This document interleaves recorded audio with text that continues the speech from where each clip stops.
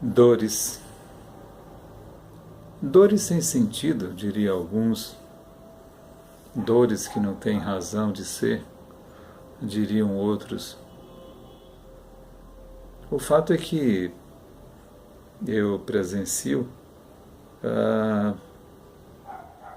praticamente todos os dias dores que teoricamente não deveriam existir.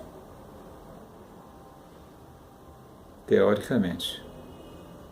Eu uso esse termo teoricamente porque na prática eu respeito as individualidades, eu respeito a vida de cada um, os limites de cada um, eu respeito a história que cada um carrega, eu respeito, enfim. Essa é a regra básica da minha vida, respeitar e de fato busco fazer isso. E a mesma coisa eu exijo para mim, né? Eu costumo dizer que tudo aquilo que eu ofereço, eu também exijo para mim. Então eu me respeito muito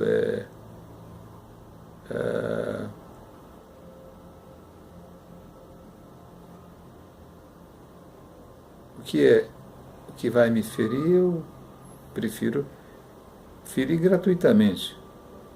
Quando vai me ferir, quando vai abrir alguma ferida que eu perceba que tem finalidade, eu deixo, eu permito. Porque em cada ferida é um aprendizado. Jesus de Nazaré, o nosso meio e mestre, se deixou ser totalmente destruído para exemplificar. Não para aprender, mas para exemplificar-nos. Jesus poderia, em um simples piscar de olhos, sair de tudo aquilo, mas ele preferiu dar o exemplo. Antes dele, nós tínhamos os preceitos do não, como eu já disse aqui algumas vezes. Através de Moisés, nós aprendemos o que não poderia ser feito. E através dele, do Mestre, nós aprendemos tudo o que deveria ser feito. E a regra número 1 é o amor. O amor como regra de conduta. Mas o ponto fundamental para o nosso encontro hoje aqui é sobre dores, sofrimentos que deveriam já não mais fazer parte do nosso cotidiano. No Livro dos Espíritos, tem uma pergunta que é feita por Allan Kardec aos espíritos: quando é que o homem sofre? E os espíritos respondem: todas as vezes em que os homens transgridem as leis divinas, ou as leis de Deus, ou a lei moral da vida, o homem sofre. Vou dar um exemplo assim bem primário para se compreender. O sol está queimando. Se você ficar no sol o dia inteiro, você vai sofrer. Então o sol é uma lei divina. Ele vai queimar. Mas você tem que aprender com a inteligência que Deus lhe deu a se proteger. O homem sofre porque ele não sabe respeitar esses limites. Mas dói em meu coração ver sofrimentos que já não deveriam existir.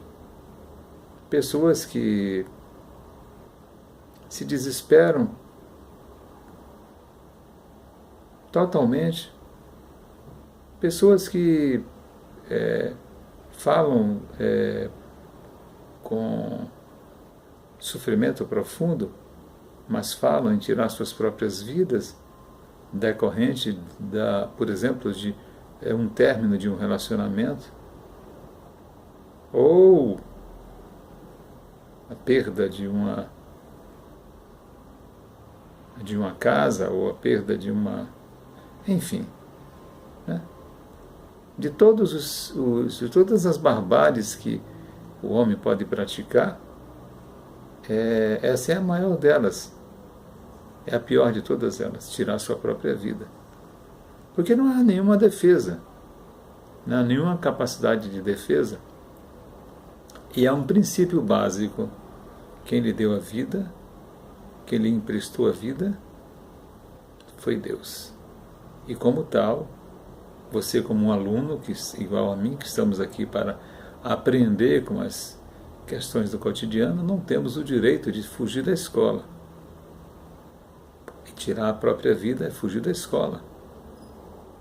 É fazer como se falava antigamente, antigamente há 50 anos atrás. Fazer gazeta. Fazer gazeta é fugir da aula. Ir para a rua, né? E não ficar assistindo às aulas. Mas existem tantas dores que podem ser evitadas. Inclusive, eu vou sugerir de novo aqui para vocês a leitura de um livro chamado As Dores da Alma. Nós somos transgressores. Nós somos excelentes transgressores.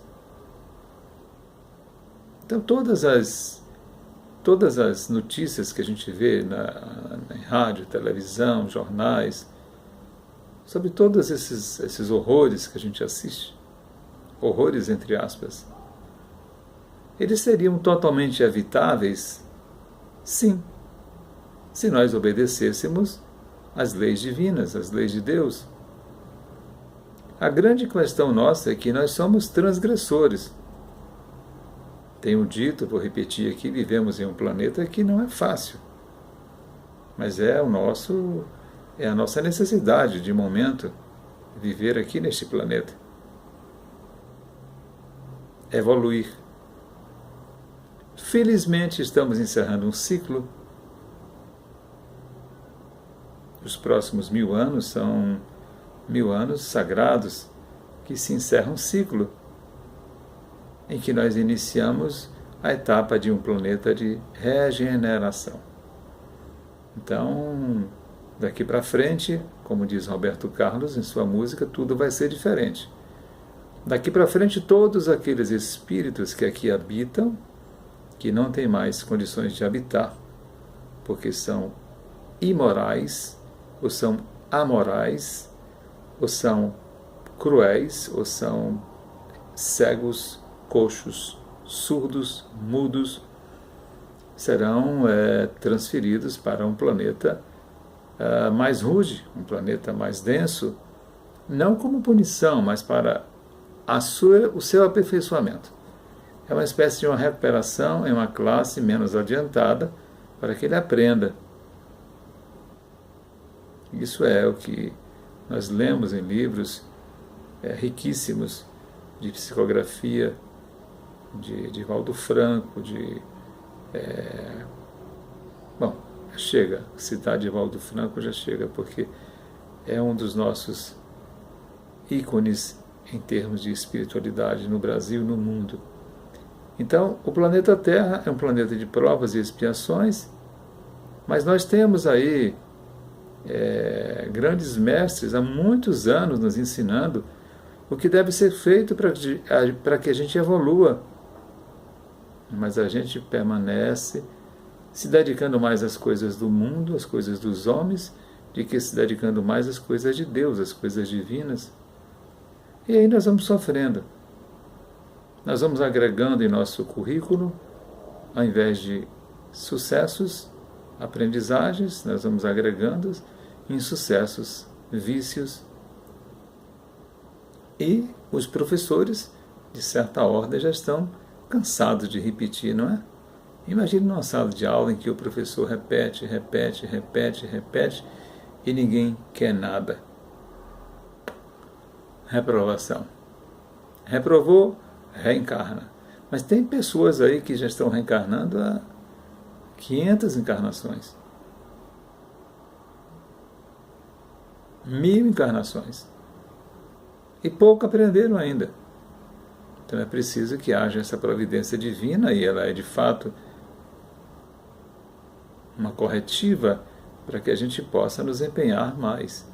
Então o planeta será como está sendo, aliás, abençoado com a chegada de espíritos de outro nível, são as chamadas crianças índigos, e está despachando esses espíritos que não têm mais nenhuma condição ética de viver aqui. Então nós temos que ter esse zelo e esse cuidado por nós mesmos. E eu fico profundamente triste quando eu vejo no meu cotidiano, no meu dia a dia, pessoas que sofrem, mas não resolvem nada. O sofrimento é bom quando ele nos deixa uma lição de mudança, uma lição de perspectiva, de grandes mudanças. Eu não estou aqui fazendo apologia a sofrer. Estou dando valor ao sofrimento. É preciso que a gente compreenda que toda a vida tem um maior sentido quando nós damos um sentido e uma direção, cuja estrada seja o mestre Galileu. Não estou querendo aqui fazer apologia a nenhum tipo de religião. Absolutamente não. Mas eu quero aqui colocar de forma marcante que, como disse o mestre, ninguém chegará ao Pai se não for através de mim. Ou seja, nós não vamos crescer se nós não praticarmos as leis como ele praticou, a lei de amor e caridade. O grande sábio, Jesus de Nazaré. Vamos cuidar das nossas vidas com mais bondade, com mais amorosidade.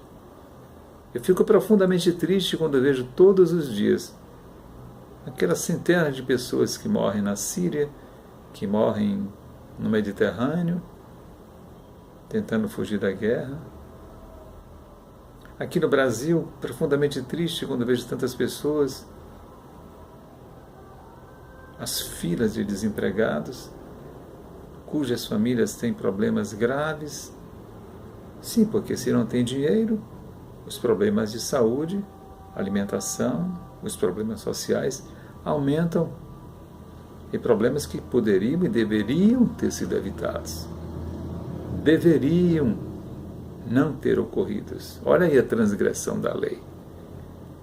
Ninguém pense que engana a Deus. Ninguém pensa que engane a vida. A vida é um livro que você escreve todos os dias, um pedacinho, um novo trecho da sua jornada. Viva de maneira sadia, de maneira forte, mas de maneira sagrada, ligada ao divino, ao Todo-Poderoso Deus. O resto é resto mesmo.